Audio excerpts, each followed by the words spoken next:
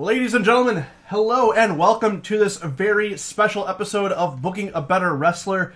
My name is Paul Laporte, and normally I do these solo, but joining me today are going to be my co-host, Michael Miner. Hey. And Daniel Disco Lemonade Peruzzi. That's his name, not mine. Let's not even go. I'm referring to you solely as Disco Lemonade, Mike. By the way, I bet this ain't the only thing you do solo. I don't get it. I don't get it either. Low blow. Alright, anyways. If you understood that, leave us a comment below. He's talking about, usually doing things solo. What we're going to be doing today, instead of covering a specific... Instead of covering a specific wrestler, we are going to be booking a better WrestleMania. So we are going to be taking a look at the entire WrestleMania card, and we're going to be discussing, in varying degrees of detail, what we would do to make the matches as they are right now better. So we can't go back and retroactively change anything. This is how these are going to be. We can only work within the confines of those things. However, just kind of laying down some ground rules. You are effectively the promoters here. You can use anybody on WWE's roster for anything. You can bring back anyone under a Legends contract. You cannot bring anyone outside of the company. You cannot bring out anyone who is officially retired and is no longer involved with the company. So, those are kind of the loose rules that we have set in place. Any questions, gentlemen? What about CM Punk? What about CM Punk? So we're trying to book a better WrestleMania, not break the podcast. Exactly. Okay. CM Punk, no. He's not with the company. I'm kidding. He's not involved. Well, that's a fair question. Well, considering some people still think he's going to show up for some unforsaken reason. At some time he will, just not at WrestleMania. No, he's done. That man is done. He said himself. All right. Let's get started. Dunzo. Okay, let's get going. For the first match we have listed here, which is the 5 vs. 5 Divas match, Team Blonde and Bad of Emma, Naomi, Tamina, Lana, and Summer Rae taking on Paige, Brie Bella, Alicia Fox, Eva Marie, and Natalya. Mr. Peruzzi, we'll start with you. I said it earlier, I'm going to say it again. The best way for this match to go is 2 minutes into the match, after no less than 6 Eva Marie botches, Asuka's music hits and she just annihilates everybody. That's the best. Okay, the actual thing that happened here is... That's technically valid. I mean, if such a thing could happen, that would be the best, but the realistic best case scenario here is that they have a decent sized match. You get to see all the feuds bubbling over. The end of the match is Lana pinning Brie Bella, as that's the thing they were starting to build to, and then it kind of fell off the rail because WWE doesn't always follow through with their booking, surprising no one. So just a match that isn't too sloppy, that isn't too much of a cluster fun, and then Lana gets the pin over Brie. Brie's probably going to retire the next day at Raw, so Lana gets the little bump before she retires, and they can go their merry way. Minor? Hashtag Divas Revolution. That's all this is. It's like, it's just a bunch of women thrown together just to capitalize on the whole Divas Revolution. But if I were to book it better, I don't know. I just think, if I'm going to get to my main point, I just think at some point, since Eva Marie's got so much heat on her, you may as well, turn her against her own teammates and go that route. And, either she or Lana picks up the pin.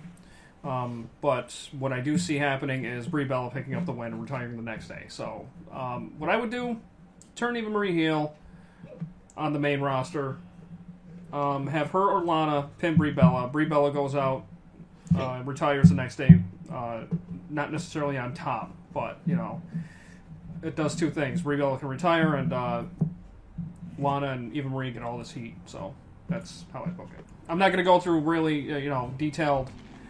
I'm not going to go through a whole bunch of details on this match. It's just kind of there. I'd like to see more from them as far as an individual setting rather than a 5-on-5 match. But, what are you going to do? Yeah, and it's funny you say that this is capitalizing on the Divas Revolution, but this match really strikes me as what they used to do prior to the Divas Revolution. Let's just chuck Which every woman is together weird. in one match, get them all their paycheck, and You know, get it out of the way. Before I forget it, it's just basically they're taking most of the cast of Total Divas and just throwing them into the match. Well, the and cast just of Total Divas is one team. Yeah, that's And then it's just basically Total Divas versus the other people who aren't on Total Divas that aren't important enough to be in the triple threat. or they've been on there at least as a cameo or whatever. I mean, it's basically anybody that's been featured on there, unless I'm, No, they're all It's just- active members. Paige, Brie Bella, Alicia Yeah. Fox, Ava Marie, and Natalia are all full cast members of the show. But you also had Naomi in the past. You had, I guess here and that's there. true. But you know what I mean? That's what I'm saying. Is Emma's Summer been featured Rae on was there, on- Summer yeah, Rae. you're right. Okay. So it's just one of those things where, like, they're trying to get name recognition all to one match. So here's the weird thing about this match is there's 10 women in this match. Out of the 10 women, 6 of them are actually really good wrestlers. Weird, huh? On the Total Divas side, you have Paige, very good. Alicia Fox is a good worker. Natalia's a good worker. Mm-hmm. On the other side, on the heel side, you have Emma, who has been doing some amazing work in Love NXT. Naomi, who's underrated, and I think a better wrestler than a lot of people give her credit for. And Summer Rae, who did a lot of good work in NXT when she was there and just hasn't really wrestled all that much in a while. This could be a decent match if they wanted it to be. Tamina is in this match, right? Tamina's in the match, but I've never been super high on Tamina personally. She's good for what she does. She's a a good bodyguard, but She's a good bodyguard, but she's not kind a of wrestler. well, she's kind of a bruiser. So it's Yeah. I'm not looking forward to her or looking for her to do anything spectacular, but she's a rough and tough woman. And, but in any case, all they really need to do to make this a decent match is focus on those 6 women and give it time. Like, I absolutely positively guarantee this match is going to be under 10 minutes. Yeah. Maybe under 5. And it's just going to be tag spot, tag spot, tag spot until Brie and Lana end up in the same shuffle and then one pins the other. But this is an opportunity for you to feature some of your more talented wrestlers. You can still have the same ending you want, I guess. Just have it end up, basically have all the good wrestlers kind of clear each other out. Brie and Lana are kind of the last two standing. They Brie hits her with a face buster, gets your pin. She's on her way out, so give her the positive send off. But all you really need to do to make this a passable match, and especially one that would be a dark horse, no one would see it coming, is just give it like 15 minutes, and let those 6 people carry the workload of the match. But unfortunately, those 6 people are the people that storylines are paying least attention to, so they're going to get the least amount of time, and the botch monkeys are going to get the lion's share of the 5 minutes they're going to get, and that's going to lead to a terrible match. It's just weird to me that Paige isn't in that another part of that triple threat, making it a fatal 4-way, but she was injured recently, so. But still, they've come up with No, this should be a showcase for the horsewomen. I don't think anybody else should have been in there. Whatever, but that's that's a different discussion. But anyway, like you said, give it time. Mm-hmm. But logic usually dictates if you give a match like you have more people in there, it should take more time, right? Because there's more people around. You're not going to be as fatigued as you would normally be in a one-on-one. Right. If we're looking at this in a kayfabe scenario. So I mean, but what always winds up happening in these matches, they go like this. They go very quick, and they're kind of blink of an eye. Everybody hits their spots, and it's over. Which is just, for some reason, it's always been weird to me that it happens that way. But I get what they're doing, but I'm not saying it's good. Yeah. It's like you said. If it's one of these matches, give it time, and let it come to a boil, and go from there. Okay, so we'll go ahead and move on to the U.S. title match. And I don't know if we specified it in the beginning, but just to reiterate, this is what we think should happen, or what we think would be a best-case scenario for each of these matches, and not what we think is going to happen. This isn't a prediction show. This is a fantasy booking show. Yeah. So let's go ahead and move on to the U.S. title match. Ryback taking on Kalisto. Mr. Lemonade, I'll pass it to you. That's you, Mike. No, he's definitely looking at you. I was looking at you. One of these days I'll get that. Disco Dan. I've been called much worse. Disco Lemonade. All right, so you got Kalisto, the champion, against Ryback. Got little guy versus big guy. Everybody's been saying a good big guy beats a good little guy. I have Ryback going over here. They've been pushing him a little more. I feel like Kalisto, his U.S. title run has been lackluster due to WWE being WWE. And at this point, it's best just to put the title on somebody else. Let Kalisto go back to being a Lucha Dragon. They can get involved in the tag title scene. Kalisto's going to look good in this. He's going to fight off a bunch of stuff. Ryback is the heel, so maybe he uses some nefarious means, some cheap something to get it done, to prove that the big guy always wins. Ryback gets a title at Mania, which looks good for him going forward. And Kalisto isn't hurt that badly by a loss here, because he can go back to being with Sin Cara and they can do crazy high-flying things again.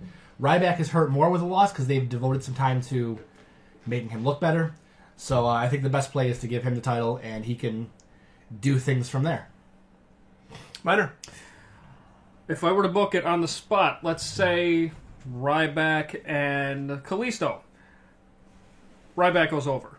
Reasoning for this, Ryback's got renewed vigor in his personality.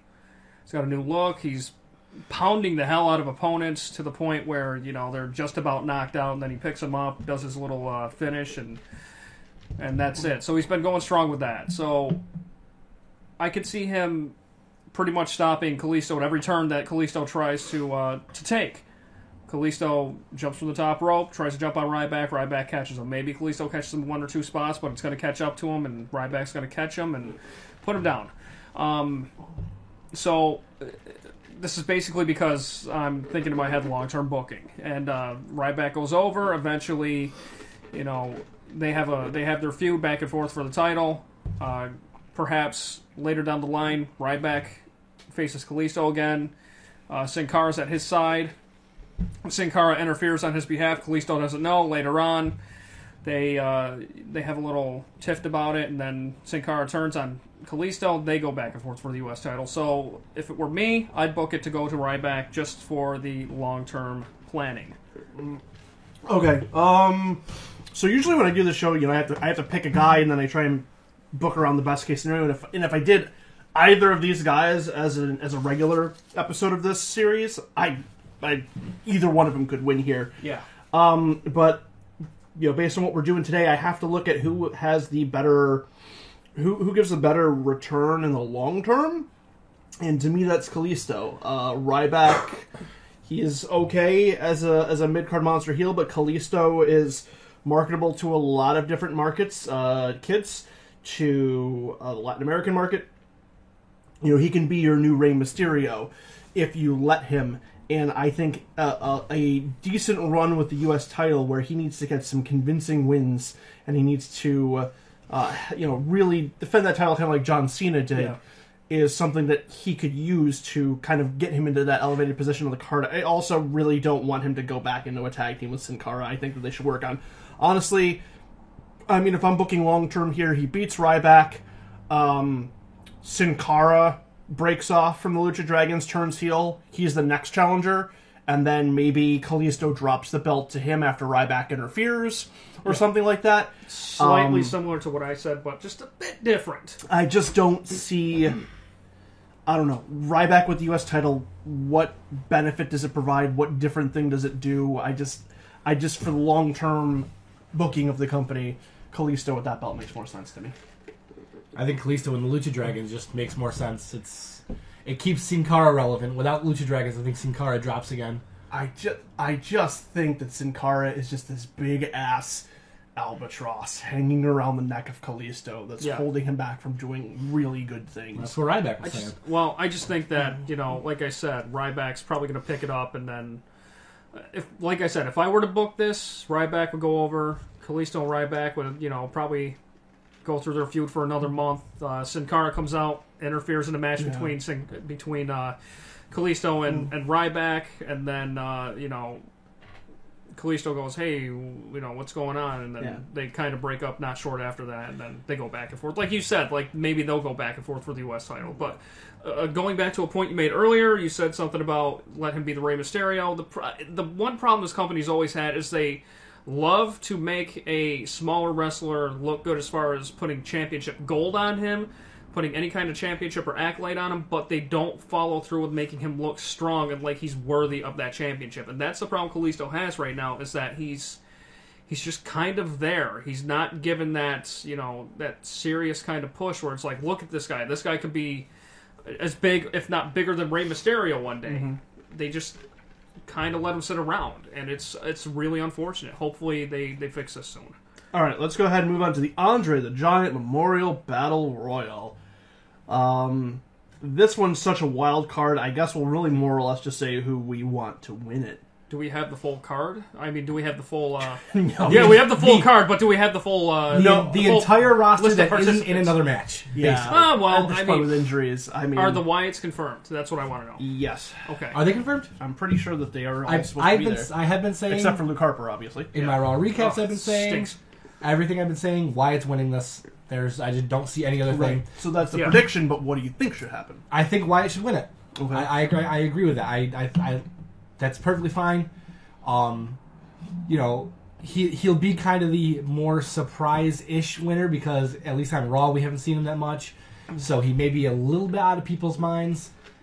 His whole thing with feuding with Ryback and the Big Show and Kane was he was trying to fall the Titans of WWE. Well, what better way to fall the Titans than to win the thing that was named after a Titan, And he does this by the last two in the ring are him and Strowman, and he orders Strowman to walk to eliminate himself. Mm-hmm. And Strowman maybe thinks about it for a second and then does so. Now, I can win this thing meant for giants using my mind, using my words. And I can back it up physically. I am more so the giant than anybody else has ever been. And that gives him a platform going forward. So I think that's the best way. Well, that sounds good, Disco Lemonade, but if I were to book it, I'd selfishly book Curtis Axel to win it. Because, Axelmania. I think your house is trying to take over this podcast. It is. Don't worry about it. Just continue on. Yeah, I'd have to. I wish Axel would win it. Anyway, I'd like Axel to win it. The X-Man cometh. Axelmania. There you go. But to be serious, if I was going to book it without, my selfish needs in it, I'd book Bray Wyatt to win it. It'd just be as simple as the Wyatt family basically tosses people out, eliminates just about everybody. And if he had if his back was still hurt, I'd just book it with him sitting around, not having to worry. And those guys getting cut off from the other members. But, I just would get down to those guys. And then the other ones, Bray Wyatt has such a strong hold on them that he tells them to leave the ring. They leave the ring, and that's it. And he wins it. Sure, it's a hokey way to kind of win it, but, he's still going to go over as this great master manipulator. And it's going to push him up a little further as far as that goes. Will it push him up as far as a performer goes? Maybe not, but, personality is maybe 70 to 80% of what this business is about now. So that'll shoot him up as a master manipulator, and it works. Okay. So, Bray Wyatt, the whole Wyatt family just needs to go away for months. Yeah, they need to have some sort of hard reset to the whole group. For Christ's sakes, they opened up the stock market yesterday. Just don't. The fucking Wyatt family. How did I miss the New York that? Stock Exchange? They opened the stock market yesterday. WWE is just so lost with Seriously? this group. I swear to you, that's a thing that happened. Seriously? Go look it up. I don't know how I missed don't want that. to. I don't know how I missed that. That's So weird. that should tell you exactly how off base WWE is with this group. I have to follow the stock market, and somehow I missed that. Dan, I like what you said about the whole this is a thing that's supposed to be won with brawn and by giants, and you need to be a mental giant to win it. And to me, that reads another guy, Damian Sandow. I almost said him too. I almost said him. And this is going to harken back to my episode I did of him winning the title at the Rumble a few months back. But I think kind of it's just a similar thing where, it's a thing where it gets down to like Bray and Big Show and and somebody else in Strowman or whoever, and they're all so preoccupied with each other they don't see Sandow come in and do it. Sandow dumps him all over. He gets it because just for the simple fact that Sandow, despite the fact that he has showed up like 5 times on TV, it feels like in the last year, especially since the last year's since the last year's WrestleMania. You realize if this happens, they're going to have to actually go and create new milk boxes, right? Yes, because Sandow won't be missing on the side of him anymore. So and the fact that even though he's only showed up like a handful of times on television in the last fucking year, every time he shows up, he gets an incredible reaction from the people.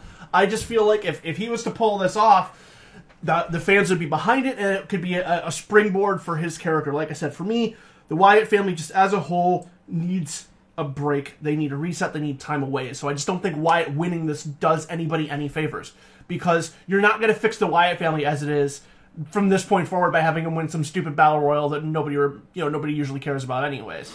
How does that benefit Damien Sandow?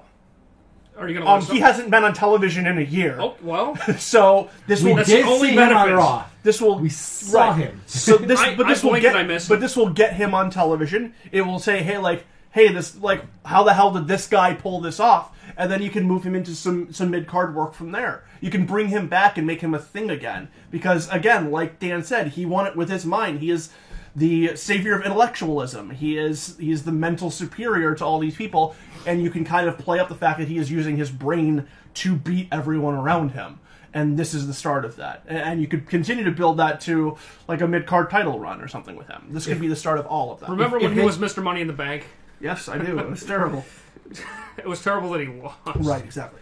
If they ever get the Wyatts back to where they should be, then a Sandow Wyatt program would be fun to watch, just because the intellectual savior of the masses versus the man all who's trying the things to destroy that Bray everything. claims to be. Yeah. So that would just be a very interesting thing. And that is true, that if he, if the Wyatts just go away for a while, Damien Sandow does get to a more prominent position, and then they come back and just wreck him as their return. There you go. Like you're on to something. Here's a weird out of the way thing. They beat him so bad, they kidnap him, put him in a room, and they brainwash him. And Damien Sandow comes out, the newest member of the Wyatt family. All he has to do is grow his beard another 3 inches. All right, so let's go ahead and move on. We're still not we're not off the pre-show yet. Hey, that's okay. This is going to be good. Those two. The pre-show is the 10 Divas thing, and the Dudleys and the Usos. The rest of the main card, yeah. Okay. Well, so we'll move on to that match next. The Usos versus the Dudley Boys. Dudleys win. That Bubba Ray yells at Jimmy and Jay a whole lot. I can see the complete apathy on your face. And I want to see the Dudleys win. I want to see the Dudleys as the heels. I've enjoyed watching Bubba Ray 2 weeks ago on Raw just scream at his opponent the entire match. We didn't have to listen to Michael Cole. And last week, yelling at Roman Reigns, setting up as the lackey for Triple H. That was perfectly fine. I was perfectly fine with all of that. Anything that involves Bubba Ray yelling at people, I will gladly watch. And I think this match will be more of that. And the Dudleys go over because the Usos have fallen from grace. So far, it's makes me sad a little bit. All right, DL, thank you. What I would do is, I do the same thing. I would book the Dudleys to go over. Just because they're on kind of a roll right now. It took them a little while, and the Usos would recover regardless because they're over with the crowd. They're one of the few teams right now that are so over with the crowd that they probably could recover from anything. But they are much less over than they used to be, though. I will say that. I wouldn't say they're much less over because they can heat up quick at any time. They could. Like, any time. They have the potential to do that. The Dudleys, they're getting over as prickish heels right now, so let's keep the momentum going. Bobby Roode and Eric Young show up, and we have the Aces and Eights invasion begins. Are they part of the company? Was that not part of the stipulation, or no? They're not part of the company. WWE has talked to them. They talked to them. Okay, that was my joke. Right. That was my joke. I figured it was. Paul broke his own. That was my joke response. Nobody wants an Aces and Eights invasion. You can't do that. Are you sure? Yes, I'm positive. We will get to see the ongoing saga of the Aces and Eights. Yeah, Brooke Hogan. I can't believe we stopped watching that like halfway through it. Why did we do that? What, TNA? Yeah, we were watching that like week to week. I mean, come on, it was awful where it was every time we watched it, I'm like, I can't watch this anymore. That's why. Eventually, we just fucking came to our senses. Let's play some WWE 13. All right, so I'm with you guys. Just Dudleys win the match. They're better as heels. Usos just have no upside to them. Or maybe are they even going to be here this time next year? Who knows? I mean, it helps that, They're solid. I mean... Naomi's here, but, Dudleys go over. Dudleys are heels. Just let them kind of do their utility part on the roster as a heel tag team. All right, moving on. Jericho, AJ Styles. What do we think? I mean, Styles goes over, I think, is the obvious thing here. They've been building to it. It's the thing Jericho does. There is no point for Jericho to beat Styles right now. That would just squash Styles' momentum. This feud has lasted probably longer than it needed to. Although I've said before, I'm okay with this being a WrestleMania match until all the feuds kind of reset after WrestleMania and Styles can go somewhere else. And I'm sure that the match is going to be good because they've been around each other enough at this point. They know each other. They've shown glimpses of a great match. They haven't fully put it together. They do now, and Styles goes over in great fashion and is on to bigger and better things while Jericho keeps tweeting about Shinsuke Nakamura, and then we see that later on in the summer. So that's the thing there. You know what? I can't deviate too far from that Doink Lemon Halt. But It's like a dog. You give him something to chew toys. Doink Lemon Halt? I'm going to keep going at it. Is that Doink the Clown's last name? Just won't let it go. I guess. You can't let it go. Can't stop, won't stop. Can't hold it back anymore? Continue. Anywho, Styles goes over. It's my thing, you know, Styles is red hot. Crowd solidly behind him. Jericho's a fantastic, fantastic talent to get somebody over at this stage in his career. Jericho's the best Jericho. He's always been reliable. Yeah, he's always been sure. reliable. Oh my God, he's putting out some of his best work in a long time during this run. Yes. It's crazy. It's like, I've never doubted the guy, but man, it's nuts to see how far he can go. Even at this juncture, man. I mean, but, you know, Styles goes over him because he's super popular and they need to push that merchandise, so what better way than to put AJ Styles over? I mean, he's been selling out stuff. He's got a solid crowd reaction. So it's as simple as that, you know. But they're going to have a very solid match, longer than their last couple. It's just weird to me that they did 3 matches, I think, before getting to this point. Yeah. I thought maybe they should have blown the third one on this, but that's neither here or there. It's going to be a solid match. AJ Styles, he's going over just because, you know, he's, I guess, the rookie that needs to go over and is the future of the company. One of the guys that's the future. Yeah, I mean, there's no other way this can go than AJ winning to me. He loses infinitely more by losing. That's the point here. Yeah. I just think, like, he needs to win. It needs to be definitive. Jeritron 5000, Jericho's head's going through it. And it just sends Jericho away until, like you guys said, in July when he reappears for presumably the Nakamura match. And then He's staying around, I think. I was assuming he's staying around. He's staying around. I don't think he's got any tour commitments. I don't know. I will believe that when I see it. It's just, to me, it's always Jericho sticks around for WrestleMania and then bails. Yeah. So, I mean, I don't know what you do from Jericho after this point, though, is the thing. If he loses to AJ and Jericho is sticking around, it's just like, where does he go from here? Coach a little bit in NXT. Nakamura, like you said, he's any other babyface mid-carder he can feud against. Okay, Anybody which one? Like, pick. Out of the... Take one of the faces out of the ladder match.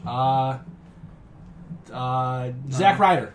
No, fuck no. Well, you know, like I said, maybe he can do the little NXT run that some of the guys do once in a while, where they go down there for, you know, give him a little quote-unquote vacation, go down there, you know, help some of those guys out a little bit. And he lives in Florida, too.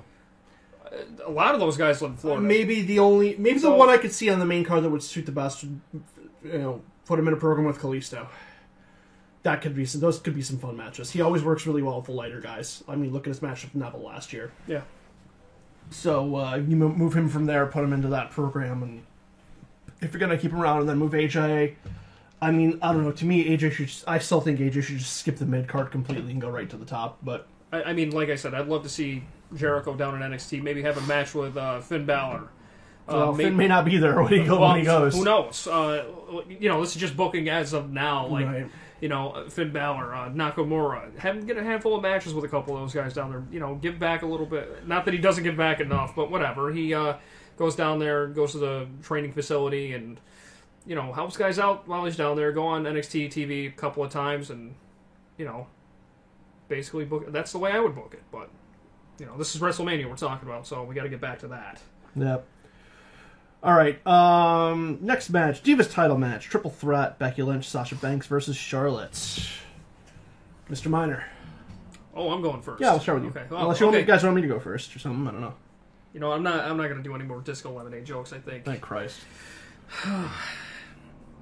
Anyway.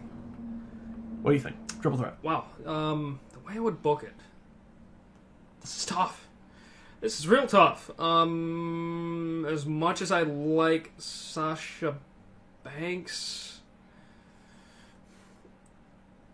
maybe I'd have. You know, I'm gonna pull it out and say, have Becky Lynch take it out.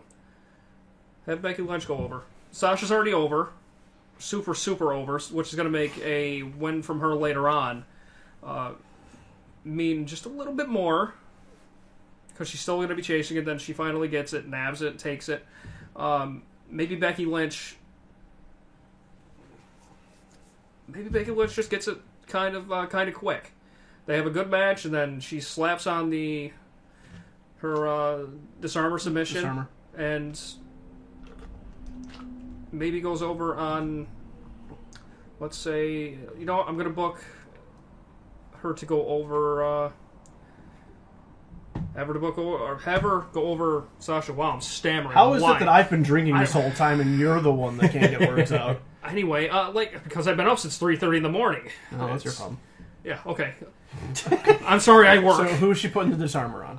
She's going to put it on Sasha. Okay. I think, I know. I don't want to book it that way, but I think it'd be smarter to extend the feud with Becky and Charlotte a little bit. Charlotte gets to say that she didn't lose it. Blah, blah, exactly. blah. You know, just book it that way, and then Sasha, you know, she works her way to it again, and then beats Charlotte, and then gets to Becky Lynch, goes over Becky Lynch. So, just something off the top of my head. All right, Ms. Brucey. I think it's Sasha's time. They've built to it since the Rumble. They've built to this match being the thing. She has the popularity behind her. She'll be able to do all the things that they want out of the champion. We'll get a good... I think she will go over Charlotte. I think Charlotte loses. Regardless of who wins, I think Charlotte's going to be the one that gets pinned. I don't think they do the whole I didn't lose it thing. I just... I don't... That's been played out so many times, and you don't need that for these three to have some kind of a program. You know, that's kind of a... When you're lacking other reasons. There are plenty of reasons for this to be a thing. What are the reasons? Just their history in NXT. They all think they should be the best. I think they all think they are worthy of the championship. I think the main problem with the NXT thing is they mention it here and there, but they don't really, you know, really attach themselves to it. They don't show any clips. They don't show any... You know, anything that anybody can see. I think that's the main issue with booking anything with NXT attached to it. Is if they were to, they would display it. They would prominently display it and put it out there. But this is our fantasy booking, so I'm fantasy booking that WWE that's starts fine. paying attention to NXT. No, it's not wrong. It's not wrong. That's your way to book it, and I get that. I respect that. And they can do plenty of that after that with Owens and Zayn. I mean, they mention it here and there. They've gotten better. But, so maybe this is the catalyst for them to keep going. Yeah, even better, that'd be great.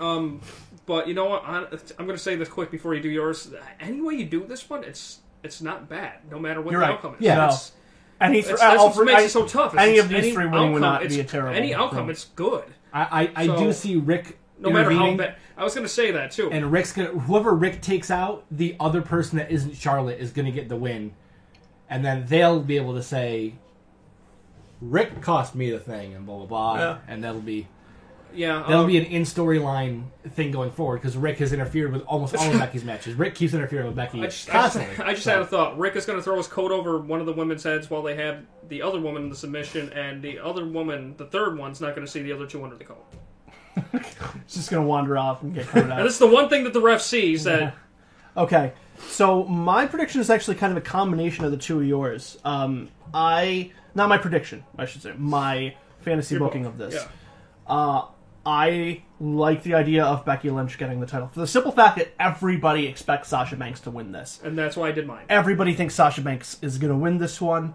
Becky Lynch, and like Miner said, Becky Lynch could use the bump from that title more than Sasha could.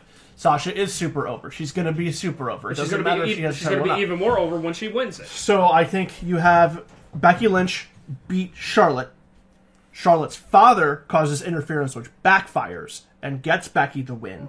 That way you have Charlotte being able to make the claim that while she lost the title, it was because her father interfered. That splits her off from Ric Flair, which I think needed to be done a long time ago. And then your next feud is you build up Becky and Sasha, which have a lot of history together. They have the better matches with each other than either of the two have with Charlotte. And you can build up the history and mention that the last time that these two really ran into each other, Sasha was the women's champion in NXT and Becky was a challenger, and Becky is like, I have this now, you're coming for me, and I'm going to be the one that stops you this time. And then you go from there. And then Charlotte can just kind of wait in the wings, maybe get involved in a program with Paige or somebody else, and then you have the feud work. Yeah, sure. You have the feud working between Sasha and Becky, and then once that feud's done, and then Sasha does finally get her Divas title, in comes Bayley. And now it's her turn, and because she's, because of her position and what she did in NXT, she gets an immediate title shot at Sasha, and Sasha's like, I just beat these two very tough people, and now the person who's had my number for the past year is coming for me, and it just continues to roll on. That's booking right till when? October? I would say you could probably run that to SummerSlam. Easily. I would say build towards the Bayley Sasha match at SummerSlam. Have Sasha take it from Becky at like Money in the Bank or Payback or something like that, and then build those two. Do that way. All right, tag team title match. Actually, it's not a tag team title match. It is just a match. The League of Nations versus the New Day. It's not for the title? It is not for the tag team title. Which is really weird. It is a 4-on-3 match. When did I miss that? It's like when they used to book the Intercontinental Champion on the show, but they never had them defend the Intercontinental Champion. It was 9 years they didn't defend that championship. Why? Because all 4 members of the League of Nations are involved, and all 3 members of the New Day are involved. So all right, so I'm gonna like the match, but so they want. I guess they don't want to take it one step beyond with, oh yeah, here's the Freebird roll, and it's gonna get out of hand with 4 guys. I think that's their logic with it, but are they just afraid to put the title on the League of Nations with Barrett leaving? No, I think it's a matter of they want to do the 3 versus 4 match, and they don't want to defend the title. Are they gonna surprise 4th person? That's the rumor, or that's one of the things that is being bandied about. I don't know if that's going to happen or not. It's totally a unicorn. Christian. He's a kazunicorn. I think when we were doing our prop bets last night, one of the guys predicted that The Rock was going to be the 4th member of the New Day, which would be awful, but that would be rough. So what do you guys think here? It would be Rocky. Peruzzi? I mean, might go. I'm thinking. Tag. How would I book this? Well, if you have 4-on-3, guess what? 4 wins over 3. I'd book the League of Nations to go over the New Day. As much as the New Day are over, super, super over at this point, just a sheer numbers game would work in their favor, the League of Nations' favor. You got Rusev, who, granted he's fallen from grace, he should still be a superb and strong competitor in there. Barrett, he might be on his way out, but come on. He's another guy in there. Sheamus, and then Del Rio, is it? If I'm not mistaken. Mm-hmm. You got 2 former world champs. You got Rusev, who's a former U.S. champ. You got Barrett, former multiple-time Intercontinental champ. These guys are all... I mean, if you look at it from a history standpoint and not week to week, these guys should be going over the New Day. And I'd say just the sheer numbers win this one for the League of Nations. That's how I would book it. Maybe do a brogue kick and maybe an accolade, and that's it. There's the end of the match. All right, I'm going to say League of Nations for the fact that then we get to see New Day chasing back after their titles. It's a spot we haven't seen them in a while. I think long-term... They're not losing the titles. Or, shoot. Can you rebook it that way? No, at this point, it's already as it is, it's got to be on the paper. Well, all right, so I guess League of Nations win, then, like you said, numbers game, 4v3. Somebody does something crazy.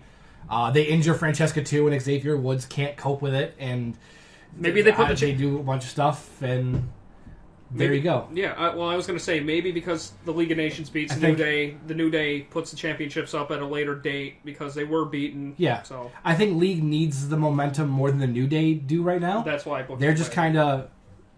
They're floundering. Whereas New Day is going to get over based on their promo work and Budios and Francesca too, and playing La Cucaracha at El Del Rio and all that stuff.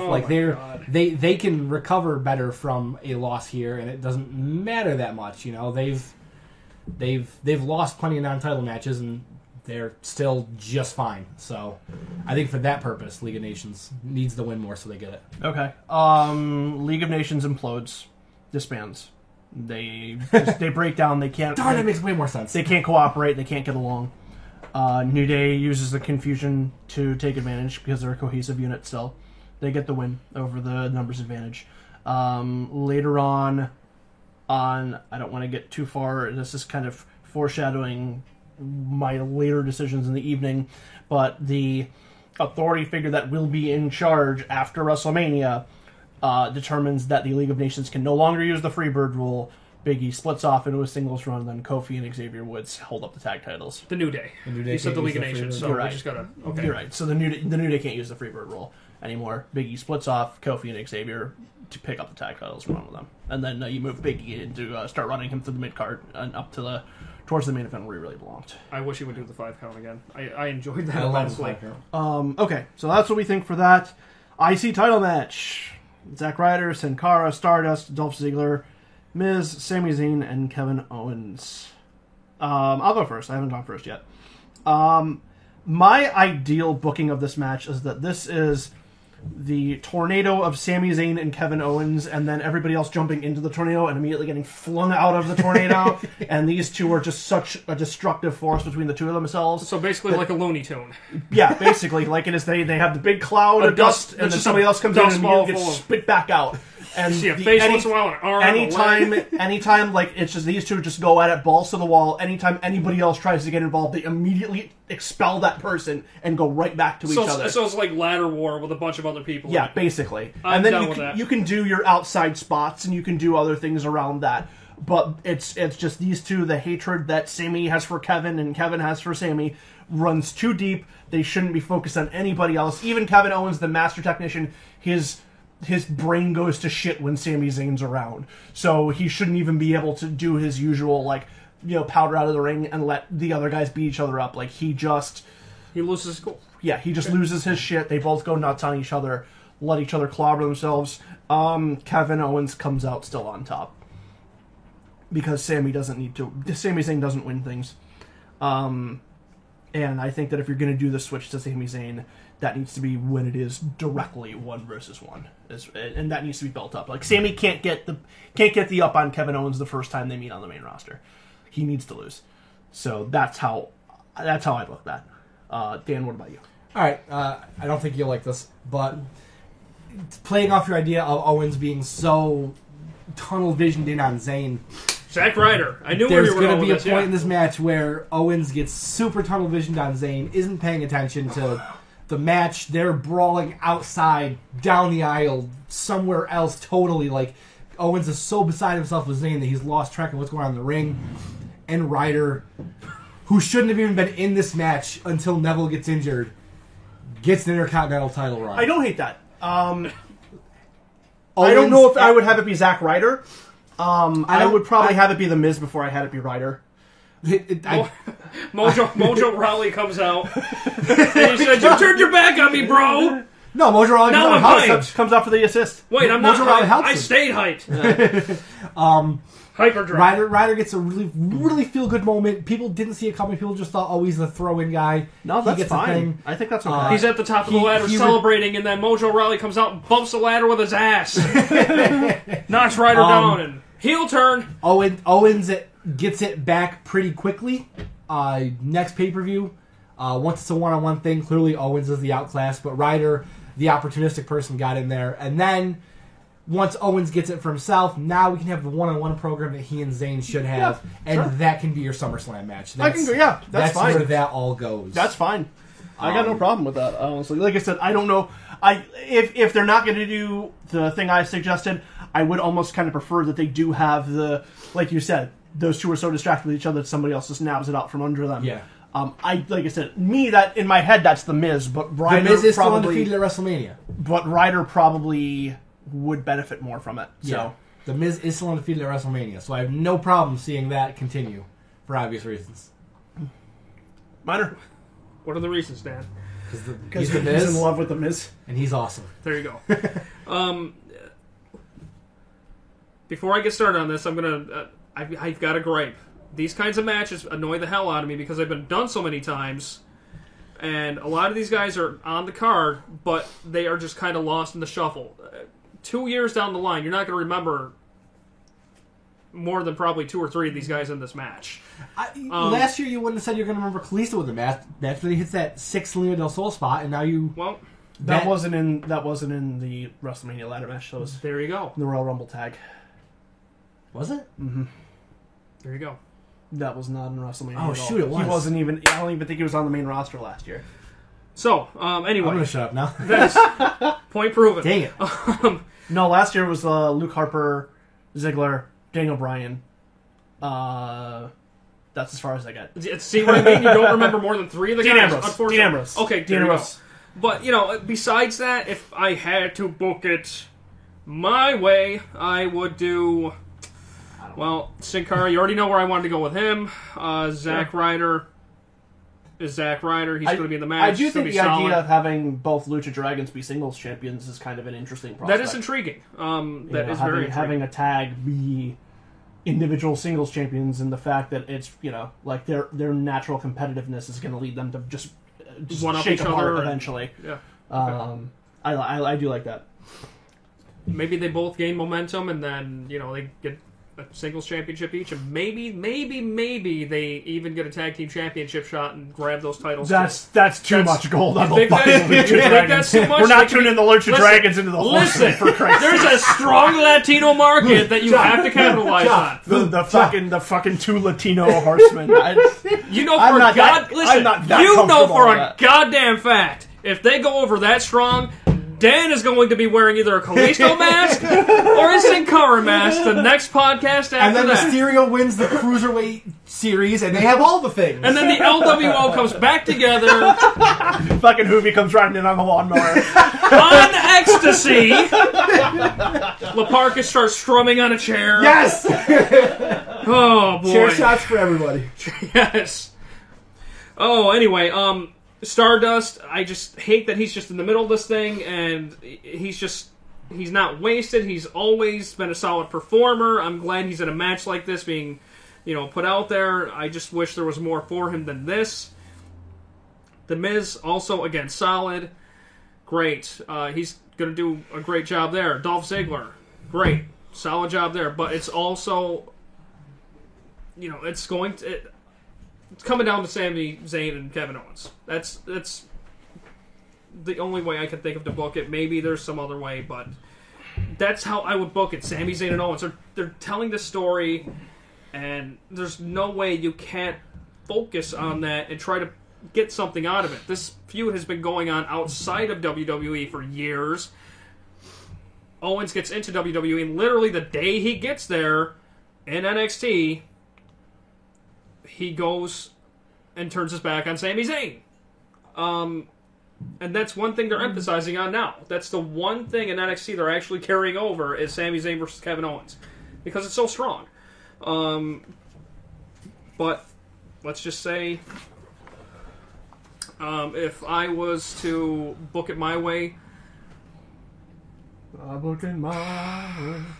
Owens keeps the championship. Sami Zayn's a fantastic underdog. Once he grabs the title later on, it's going to be the same thing with Sasha. He's going to be mega over, more so than he would have been at WrestleMania. Sure, you could do it all at WrestleMania, but extend that feud a little bit further. have Sami Zayn plow through a bunch of guys down the line and get to Kevin Owens once again, and haluva kick, pin, 1, 2, 3. That's it. But as far as this match goes, I can't see any crazy package pile driver through the ladder spots, but I could see a package pile driver potentially being busted out quickly and then him climbing the ladder quick and then grabbing that championship. So Okay. that's the way I would book it. All right, so we'll go ahead and we'll move on to the street fight. Dean Ambrose versus Brock Lesnar. How are we booking this one? Posey. Lesnar wins, but Ambrose takes as much punishment as we've seen a human being in the WWE take in a long, long time. And he pushes Lesnar as far as he's been pushed in a long, long time. And Lesnar's been pushed pretty far, But I personally, just having Lesnar still... So Lesnar's been building momentum and building this aura and mystique since he conquered the undefeated streak. I don't think that now is the right time to fully pass that off. Whereas I feel a loss at Mania is like, here's all this, here's all this, here's all this. Now it's yours, you go run with it. It'd be here, Ambrose, take it and run with it. I just don't see Ambrose there at this time. Next year, if this match was next year, and other things had already played out, and the Reigns and the Triple H and the Authority and Shane and all that stuff had already run its course, then yes. But right now, I think Lesnar keeps that momentum until he passes it off to somebody else, some other up-and-comer in a big way. Ambrose can still look super strong in defeat. He has no problem doing that. And that's, after the match, Lesnar wins, but he isn't able to get up like normally he can. He's hobbled. It takes him a bit to get to his feet and to be able to celebrate. And that's a moral victory for Ambrose. Would you say that the Beast would be wounded? Yes, you could say that. Minor, what do you think? Well, I was going to pass it to you. Okay. Ambrose should win this, I think. It needs to be on another level of violent that they have not hit in a very long time. Both of these guys need to bleed. Ambrose needs to bleed heavily. And I think the fact that there are so many different things you can do with a street fight, Ambrose can hit Brock with a car. There's just 100 different things you can do that would potentially put him down long enough for Ambrose to cover him for a 3. Chainsaw to the leg. Yeah, I mean, that barbed wire bat needs to come into play, at the very least. Yeah, there's no way they're displaying that thing. Yeah. So, I mean, even if that ends up getting used on Ambrose, Brock just grabs it from him and just beats him with it. I just think, and you made a good point of transferring that heat from Brock to Dean. I do think that it's the right time to do that because I don't know what else you can do with Brock right now. What else are you building towards with this momentum for him? It just seems like he's kind of done everything he's going to do. He won the belt. He beat the streak. I just don't know what else you're going to do with him right now without him kind of having to get knocked back down the card to build back up to get up there again. That's just what I think. And I think Ambrose, based on my bookings later on in the evening, Ambrose makes sense as somebody to have that momentum going into the end of the night. All right, so my end. I'm going to have to disagree with you. I'm still putting Brock Lesnar over, but mainly because Dean Ambrose is able to generate a hell of a lot of sympathy and support from the crowd no matter what he does. And there's no better way than to take it to Brock Lesnar over the course of a 15, 20, 25-minute match and just brutalize him, take him down. Brock just gets up and gets up and gets up and beats Ambrose down, but he keeps coming back, and Ambrose just hits him with a barbed wire bat, and then Brock's a little bit stunned. He gets up and knocks Dean down, but he grabs and beats the holy hell out of him, and just they go back and forth, and Ambrose has such a strong showing that Brock hits him maybe with an F5 onto a chair, or maybe just, they go back and forth. Like you said, they're going to wind up bleeding. There's no way that they're not going to have something crazy happen in this match. They've been building toward it for too long that it just be ridiculous not to. Mm-hmm. Do I agree with blood these days? Not really, but when it's done right and it's done safely, okay. And I can see it being done safely at this juncture. But I just think Brock should go over. He'll be the guy that narrowly gets away from Dean Ambrose. Dean Ambrose looks more like a winner in his defeat. And I just, one thing I hate is when a guy loses and loses and loses.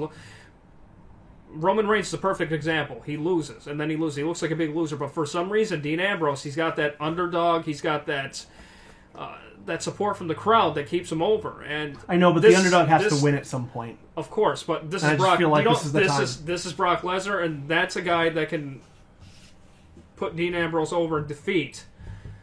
It seems like he will garner so much sympathy from this, and so not even sympathy, just so much support. And so much people will be behind him much more. I also think the precedent has been set. Sorry to interrupt. No, it's okay. But I was just saying that Brock is going to perhaps be beaten later on by Dean Ambrose. That's where it should go. No. But I don't know if it'll go that far. I feel like I would book it that way. I feel like the precedent has been set that the only way that you can weaken Brock Lesnar is to either kick him in the balls or hit him with a chair.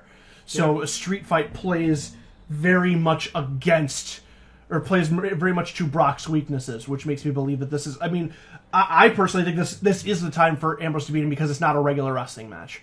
Like the time that Dean Ambrose needs to beat him, it needs to be in the Moxley world rather than in the Brock world. I can see that, but like I said, I could see Ambrose going over much greater defeat in this match by giving a hell of a fight, probably bleeding from head to toe. That shot that you used to see from guys where they're bleeding head to toe, and Lesnar's already gone. Ambrose gets a standing ovation down the line. He's super babyface, super over. Just and that's what kills me now is that he's super over. But I think this will push him over the edge, much like a Stone Cold Steve Austin moment at WrestleMania 13 with Bret Hart. Okay, I can see it going that route. And I think that that's the way it should go. I think that Lesnar can win the match and still transfer a lot of that momentum he's built. One thing we always see from Brock is there's no sympathy or anything like that towards anybody else. After this match, they push each other to the absolute brink, the limit, all that stuff. And after the match, there's some kind of a show of solidarity. There's a head nod or a handshake, something like that, where Lesnar says, through his actions, I would do a handshake, but Brock goes up the aisle and just kind of I think the show of solidarity to me, win or lose, should be the fact that Brock doesn't want to fight him anymore. Yeah. That should just be it. Like the guy who the Brock loves fighting. I know, and that's it. But he survives this fight. He's been taken to a limit so extreme that even the god of violent retribution does not want to fight this guy.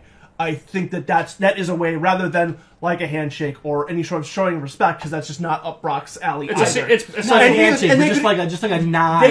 They could just play it off more. Paul Heyman will not let Brock fight. Essentially, a ceasefire. Like no. Yeah. He did too much to you last time. You are not fighting him. You're never fighting him again. I never want to see that happen. If Heyman does that, Lesnar will not let that happen. That's right. And then you could do that. All right. You could go that route. So it's essentially a ceasefire, and then that's it. And I get behind. And win or lose, it could build for either of these guys. All I'm saying is it could build to a bigger match on the line with a title on the line. Brock's still going to be over because he got the win.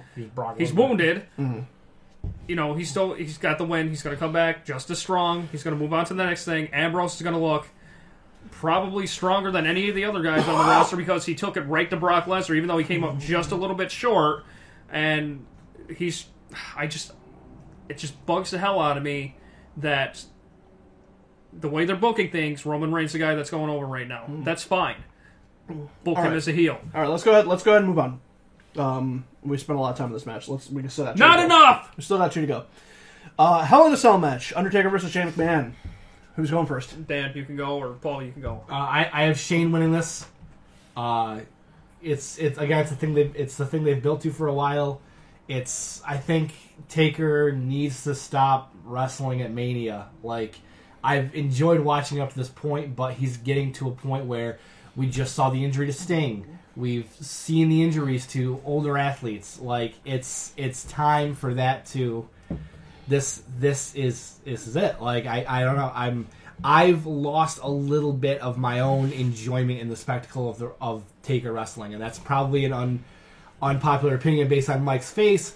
But that's where I'm at, and this is me looking at it. So they push each other to the limit again. We see another violent match with a bunch of insane spots. And Taker throws some crazy stuff at Shane, and Shane wins. And it's for control of the company, so there's going to be some kind of interference. My thing is, Cena comes in. Cena is still, he hasn't said it, he hasn't admitted it, but on Raw the next day, he admits that he was still bitter about having to bring back the Authority when Rollins threatened to break Edge's neck. And this is his chance to finally, after all that time, he's been injured. He's been thinking about this during his injury, how he's had to watch the Authority run rampant. He hasn't been able to do anything about it. Now here's his chance. He does a thing. He screws over the Undertaker in some way that Shane, capitalizing on it, starts to push Shane a little more towards the heel side of things. He's not just the... Oh, great, another heel GM. Wonderful. Yeah. He's not just the... He's going to be in between for a while, I think. Because he's still he has too much of the return babyface pop to be a full-fledged heel. I think as a GM... Shane should be in the middle right now. Until if he's to stay longer term, then he can sway one side or the other. I want to see him neutral. I think that's a thing that can bring him neutral. So that's how it all happens, you know. And Cena can say he did what he had to do to make sure that the Authority's out, and you can set up some more long-term stuff. Now we can see Cena Triple H at WrestleMania 33. All right. Hey, we're coming up on the 20th anniversary of the McMahons in Power. Are you guys excited? I know I am. It is their company. Yeah, but still, you know, it's one of those things where they think they're so over because the crowd hates them, but it's not a good kind of hate.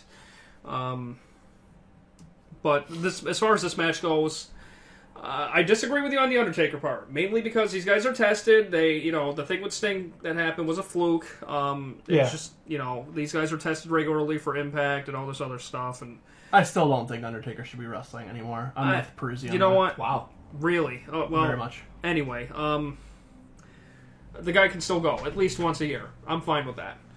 This is not once. He's wrestled like 4 times this year. Oh, no. I realize that, but I'm saying it's usually once a year. I know, but still, I just feel like he's collapsed after the last 3 matches he's been in. Okay. Afterwards, I feel like he is getting to physical. The thing is, if he thinks he can still go, I'm not going to go and fair. I'm not going to go if he passes the testing and he can still go. He says he still wants to go, and then he puts on a high level performance. I'm okay with that. If you can clearly see that he can't go, you got to cut him off at the legs. You got to cut him off right there. Just stop it. But it's going to go against everything in my freaking being, but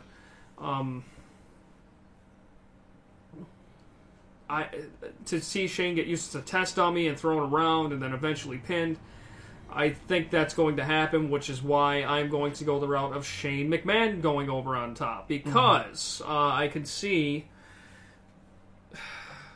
the way I would book it would be Shane McMahon and Undertaker go at it. They go back and forth. I'm not going to pull out the predictable Mean Street Posse or shtick or ordeal or whatever you want to call it. Don't worry, I will. I know you will. I know you will. I know you. If it were me, Roman Reigns interferes. Okay. That would be my thing, because I thought about that too. The only reason I don't have that is because he has such a huge match. He can't risk not being at the absolute peak of his abilities in that match. Which, will get me to my next point with the next match. Gotcha. Okay. Roman Reigns comes out and interferes after Shane McMahon's been pretty much beaten down, and he's taken it to the Undertaker, a weakened Undertaker. And gives him a spear, maybe 2. Tells him to stay down. Shane McMahon goes over. Shane McMahon gets the victory, and he is the ruler of the company, I guess, because he owns Raw or whatever. But that's the way it's been booked. That's the way I'm booking it, and Undertaker doesn't get to see another WrestleMania. I guess that's the way to go about it. Okay, so here... I can go a bit deeper with it, but, that's just the long and short of it. Here's where we begin to spiral into Paul Laporte's crazy-ass booking. Yeah, and you have some crazy-ass booking, I'm sorry to say. But. So these two are going crazy. They smash out a few wall panels of the cage, opening up for interference. Mean Street Posse run in. No cell dive for the simple fact that should be the end of the match, and that's not how I want this match to end. Yeah. They get to the point where the numbers game gets the advantage. Undertaker is out, laid out at the bottom corner. Shane has the garbage can or the folding chair or what the fuck ever across his face. He's on the other side of the ring. He's getting ready to do coast to coast. As he gets ready to do coast to coast, he gets crotched on the top rope by Shinsuke Nakamura. Pulled out onto his shoulders. Nakamura hits him with Michinoku Driver Beta. Shane goes to get to his feet. Nakamura bomayes his face off. Undertaker drags Undertaker over him, lets him get the cover 1, 2, 3. Undertaker gets the win. Shane does not get control of Raw, but because he's a McMahon, he had some sort of backup plan where he ends up getting control of SmackDown and bang, there's your brand split. That's my thought. I can't wait to see P-Gas. What does that mean for Nakamura going forward? That brings us to our main event of the evening. Call that a segue. Triple H versus Roman Reigns for the World Heavyweight title. Minor, start us off. Oh, jeez. Anyway. Let me rattle this around a little bit. Okay, so Roman Reigns comes out after a Triple H entrance. Triple H is super over at this point because obviously Roman Reigns becomes the biggest heel in the company after killing The Undertaker and his legacy and putting Shane McMahon over him. So Roman comes out with Shane by his side because Roman's doing this whole entrance from the front thing and not through the crowd anymore. Who cares if it's for safety, but give him a reason for it, saying that the crowd didn't take to him, he doesn't care anymore, blah, blah, blah, down the line. So Triple H and Roman Reigns go at it with a long-winded match, perhaps a little too long-winded. I could book it one of two ways. Either Triple H goes over him once. That's it. That's the end of Roman Reigns right there. But Shane McMahon starts the match again because he now, quote unquote, owns the company. Roman Reigns takes out Triple H. He gets the win. That's kind of a crappy ending. I'm not going to go that way. What I'm going to do is Roman Reigns brutalizes Triple H, perhaps with a chair, maybe just in the ring. He can't get it all. He can't pin Triple H. That's it. And then Shane McMahon interferes one time. Roman Reigns goes over him. That's the end of the match. Shane McMahon's got his guy. He's got his corporate champion. He's got his authority champion. Whatever. Next night on Raw, they come out together. That's it. It starts up a program. Dean Ambrose wonders what the hell is going on. They get their program going on. Stretch to SummerSlam. And there's for the next few months. That's just me kind of long and shortened it. That's off the top of my head. I can fine-tune it here and there, but basically, Shane McMahon is at Roman Reigns' side. He's a new authority figure. I hate these authority figure storylines, but if I'm going to do it, I'm going to do it in a way that hasn't been seen in a very long time. Okay. If at all. I don't agree with Shane being out there. Piss off! His fair play. His match with Taker should be so brutal that there's no way we see him. Listen, Shane McMahon has his head wrapped up with some red on the side of it. He looks like a cartoon character. Okay, let's not rule it out. Hobbling down the cast on his legs. He's got a Bob Orton. He's got a cast with Bob Orton's signature on it. And yeah. So I've got Reigns going over and heel turning in the process. He, like you mentioned, the change in the entry. He's not wearing that vest anymore. It's just a regular shirt. Or maybe just a bare chiseled chest to make the men in the audience jealous. So there's I don't know why they don't just do that. I mean, there's your costume change to signal the changing of the character. Through the match, the crowd is very clearly going to be pro Triple H and anti Roman during this match, and Roman. It will like you will see it get to him. He will show that it gets to him when he hits Hunter and everybody goes boo. Yeah. He reacts to it or something like that. And then when Triple H does something and gets the yay, he reacts to it, and it gets to the point where by the end of the match, Reigns wins. Some interference. I would rather there not be interference in this match. You tried to build Reigns as the monster, as the potential folly to Triple H in a 1v1 situation. I think it's better for him to win this match without interference. After the match, the crowd's booing him, and he flips the crowd off. let me there's your anti-PG that WWE's been pushing to. There's your screw the crowd. He points and he yells. Maybe he grabs a mic and cuts a quick promo. Screw you guys. You try to hold me back. I got this anyways. F all y'all. Whatever. However he goes about it. Yep. Very visible, very clear heel turn because that's what people have wanted. And with Shane winning, Hunter should lose so that they're totally gone. And then some point down the line they can come back to a pop again because they still like Triple H. Triple H can focus on NXT. Blah blah blah blah. Yeah, a lot of the stuff that we're talking about for this WrestleMania seems to be like more, I guess more edgy than what has normally been. That's what they've been pushing. That's what they've been pushing, and that's what I'm trying to touch upon in my multi-part article. But if I had to rebook one thing in mind that I have to go back and rebook, Shane McMahon's not out there. Roman Reigns barely gets beaten by Triple H, but for whatever reason, the ref gets a word, he gets word, or the timekeeper gets word, or the ring announcer gets word that the match is restarting per order of Shane McMahon, who isn't there, for whatever reason, and then Roman Reigns goes and beats Triple H. But just that one silent, dickheaded thing that Shane McMahon does off-screen to get his guy the championship because he hates Triple H so badly that he wants him out of power. My issue with that is that they've said that the whole thing has been that Shane, if he runs Raw, he controls the company. Yeah. It's not him explicitly controlling it. And this is WrestleMania. This isn't Monday Night Raw. So I don't see a match restart for that purpose. The implication being that he he controls Raw, he controls the company, and I think that's meant to be more like a figurative thing. What I think it's going to lead to is that with the actual booking, I see Undertaker winning that match, and then they have this whole stupid brand split again. Not that I was against it in the first place, but that's a whole different thing for a whole different. I almost think they're too injured right now for the brand split. What's that? I think they're too injured right now for the brand split. Oh, they got plenty of talent. No, they got plenty of talent. Yeah. Okay, so mine. Back and forth. These guys are going to have a good match. Nakamura. They're going to have a good match. There's no question about it. Just because they're good wrestlers. People are going to bitch about this match. It's going to be a good match. It's going to be fine. Very solid. Roman gets the better hand of Triple H. Bang, hits him with a Superman punch. Triple H is reeling. Tight shot of Roman as he goes into the corner. Ooh, runs in. Bang, Nakamura comes in. Bomayes his face off. Lets Triple H get the pin. 1, 2, 3. Triple H hugs Nakamura. Brought him in as his new right-hand man / assassin. Wacky.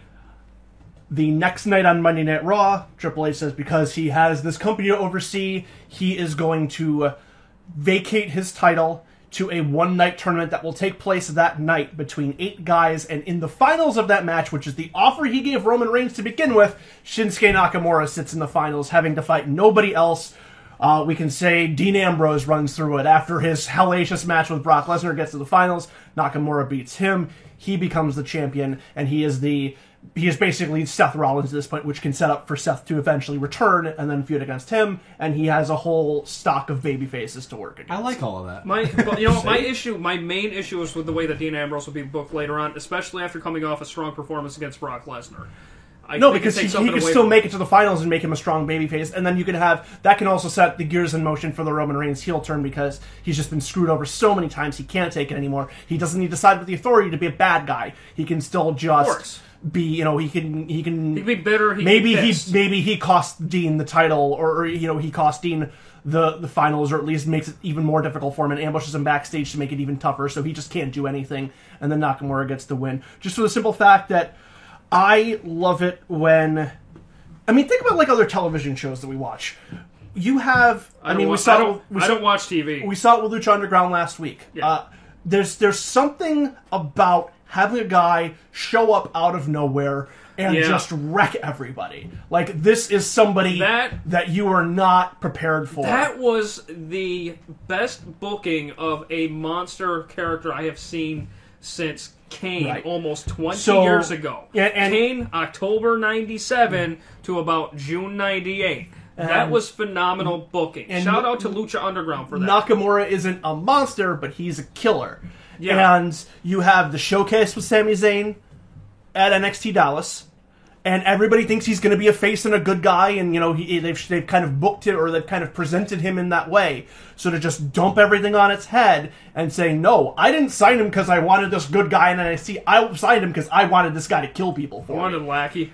Yeah, so and it's a fact of you have him come in, this guy in his 4th night in the company holds the world title, and then you have that, and then eventually you have the point where you have him run as a heel for a while, and then he gets to the point where he's not going to want to be the corporate lackey anymore. He's going to break away from them.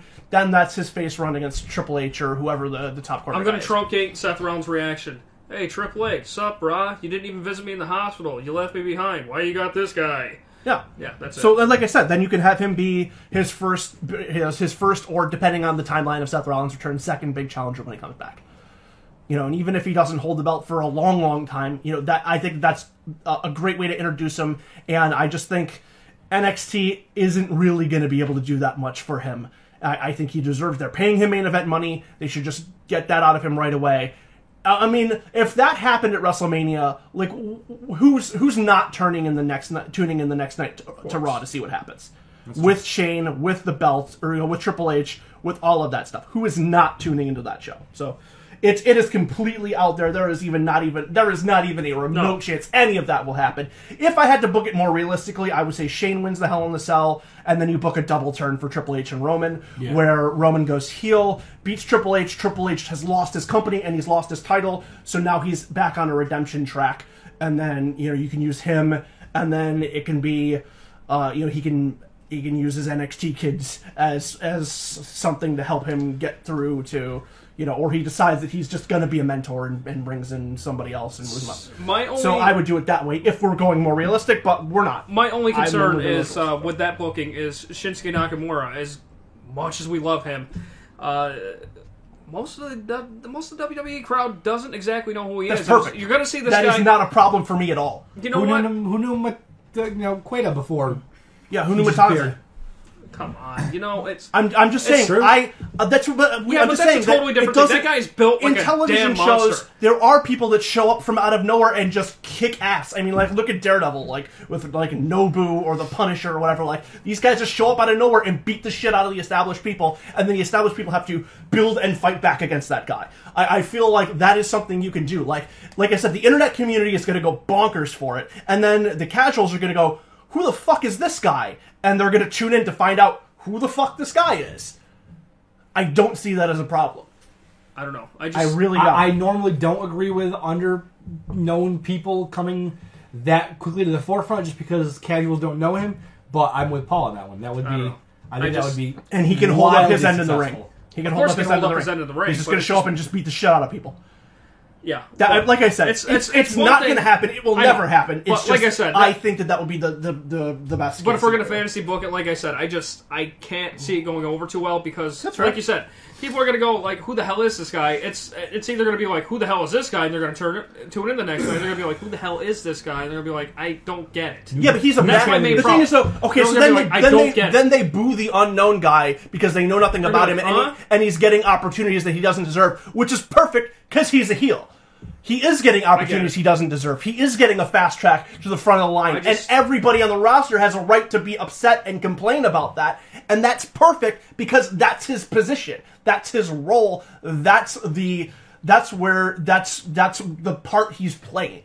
He is playing the unknown guy who comes in and gets stuff handed to him that he doesn't deserve, at least in terms of WWE's storytelling, that he doesn't deserve. And now everybody's pissed off. That's perfect. That's what he's doing. But how many times has that been done? That's the Name thing. one. Name one time where a guy comes in out of nowhere and wins the belt. Name one time. Exactly like that? I mean, even give me a remote scenario where give me something close. When's it been done? If anything, well, listen. No, okay. No, I'm not talking about that exact situation. I mean where the authority figure goes, I'm going to handpick this guy and he's going to be my champion. That's the kind of scenario I'm talking about. That's basically what this scenario is. I'm going to handpick this guy. True. He's going to be my champion. And it's just... I mean, how many times has that been done? That's what I'm talking about. That's true. That's the tough part for me to swallow. It's done again, and done again. Right, done again. But they're doing it, but they're throwing a twist on it that they haven't before. This is something you legitimately haven't seen. But there's so many times you could do the same thing, even with a twist, before it falls on its face. I mean, I'm That's not saying fair. I'm not going to say we can disagree with it. I That's love fine. Nakamura, but I think there's a better way to go about it with him. That's fine. That's just me. But if it's me, that's the way I do it. And so. that's fine. You know, All right. I get that. All right, well, we want to know what everybody out there who is listening to this, if you've stuck around for Yeah. this hour and 15-minute show, we want to know what you guys think. Obviously, this got really heated towards the end. There's a lot of things you could do if you could book WrestleMania in the best way, especially those final 3 matches. How would you do it? You know, leave us a comment in the comments below. Be sure to like and subscribe to this video. If you're watching this on the website, you can leave a comment on the website itself. If you want to follow us, you can do so at Twitter at Change of the Qs, which is at Change of the QS. Also, if you're not listening to this on the website, be sure to check that out. ChangeoftheQS.com, ChangeoftheQs.com. Go over there. We have a bunch of articles up already. We're going to be putting up even more stuff this week. We got prediction articles for NXT TakeOver and WrestleMania that are going to be going up. Again, this is what we would like to happen. These are going to be what we think is going to happen. And then we'll probably be doing some sort of something around the actual NXT TakeOver and WrestleMania dates themselves. Also, be sure to like us on Facebook. Just search for Changing the Questions there. If you want to send us a good old-fashioned email, you can do that. changingthequestions@gmail.com. And that is going to wrap it up for my co-host, Mike Miner. Yeah. Good. And Disco Good. Lemonade Good. Peruzzi. Yeah, buddy. Damian Lemonhammer. My name is Paul Laporte, and we'll see you again soon. Goodbye. Later, guys.